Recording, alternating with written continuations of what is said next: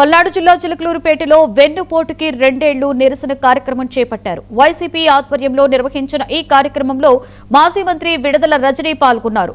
కూటమి ప్రభుత్వం ప్రవేశపెట్టిన పథకాలు సూపర్ 6 కాదన్న ఆమె సూపర్ స్కెచ్ పథకాలు అన్నారు. చంద్రబాబు సూపర్ 6 పథకాలు అమలు చేస్తామని అబద్ధపు మోసపూరిత మాటలు చెప్పి అధికారంలోకి వచ్చారని విమర్శించారు.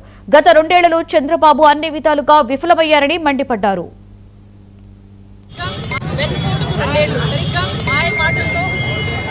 సూపర్ 6 అని హామీలు చెప్పి సూపర్ స్కెచ్ వేసి అధికారంలోకి వచ్చినటువంటి చంద్రబాబు నాయుడు గారి ప్రభుత్వం ఈ 2 ఏళ్లుగా అన్ని విషయాల్లోనూ ఫెయిల్ అయింది. ఎలా ఫెయిల్ అయింది, ఎందుకు ఫెయిల్ అయింది అనేటువంటి విషయాలు మనం మాట్లాడుకుందాం.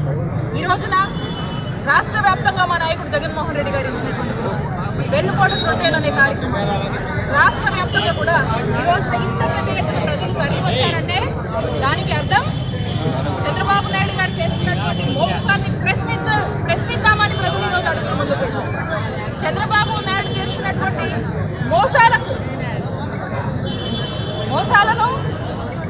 చేస్తున్నటువంటి పాపాలను ప్రశ్నిద్దామని చెప్పి ఈరోజు ప్రజలు అడుగులు ముందుకు వేసి వచ్చారు.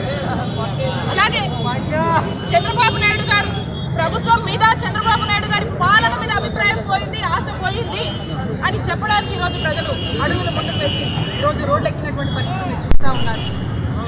ఈరోజు మేము అడుగుతా ఉన్నాం చంద్రబాబు నాయుడు గారిని, ఆడబిడ్డ మీదన్నారు సూపర్ 6 లో ఏమైంది చంద్రబాబు నాయుడు